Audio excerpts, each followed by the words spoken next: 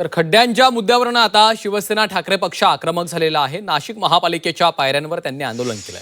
महापौरांच्या दालनामध्ये देखील आंदोलन करण्यात आलं आहे।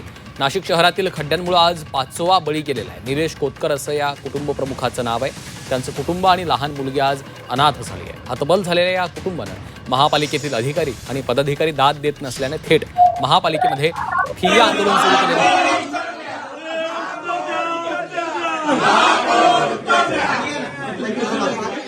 नाशिककरांना न्याय, रस्त्यावर खड्डे पाडणाऱ्या अधिकाऱ्यांचा हे खड्डे आता आणखी किती बळी घेणार असा सवाल सर्वजण विचारतायत। मृत कोतकरांच्या परिवारातले सदस्य देखील महापालिकेमध्ये दाखल झालेले आहेत आणि त्यांच्याशीच बातचीत केली आहे आमचे प्रतिनिधी योगेश खरे यांनी। मयत कुटुंबीय कोतकर यांचे कुटुंबीय आता नाशिक महापालिकेमध्ये ठिय्या बांधून आहे।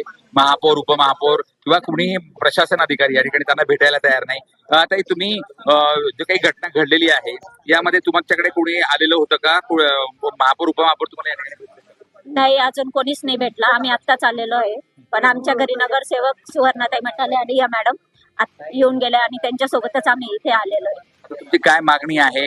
जी काही शहरातली अवस्था आहे त्याबद्दल माझी फक्त एवढीच मागणी आहे की ज्या खड्ड्यांमुळे माझ्या नवऱ्याचा जीव गेला आणि माझा संसार उद्ध्वस्त झाला, असं कोणावरही होऊ नये, परत कधी घडू नये। त्याच्यामुळे ते खड्डे, ते रस्ते लवकरात लवकर दुरुस्त झाले पाहिजे आणि माझी आणि माझ्या मुलीची भविष्याची व्यवस्था त्यांनी केली पाहिजे। आपण बघू शकतो की एक छोटीशी मुलगी आज या ठिकाणी अनाथ झालेली आहे केवळ महापालिकेच्या खड्ड्यांमुळे।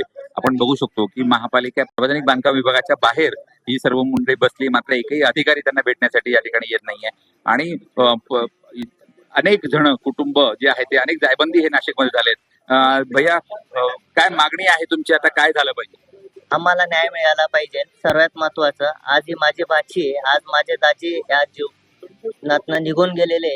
आज माझ्या भाचीला, माझ्या बहिणीला काहीतरी सहकार्य म्हणून प्रशासन, महानगरपालिका यांच्याकडनं काय मदत भेटली पाहिजे आणि ही वेळ कोणावर येऊ नये ही आमची एकदम मनापासून इच्छा आहे। कारण की लवकरात लवकर या जे आहे रस्त्यांचे कामं, याच्यावरती कामं झाले पाहिजे आणि त्याच्यावरती काहीतरी स्टेप्स आज झाल्या पाहिजे। नगरसेवक पण या ठिकाणी आहेत, सातत्यानं हे ओरडे या ठिकाणी करत असतात, भांडत असतात। काय वाटतंय तुम्हाला?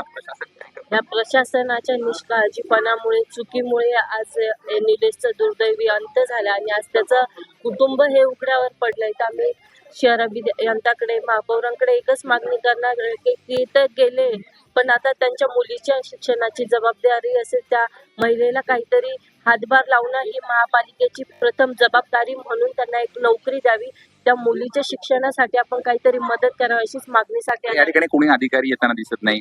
आम्ही आता आलोय, अधिकाऱ्यांना संपर्क साधतोय। जोपर्यंत अधिकारी येत नाही तर आमच्याशी संवाद साधत नाही, आमची मागणी ऐकून घेत नाही, तोपर्यंत आम्ही उठणार नाही।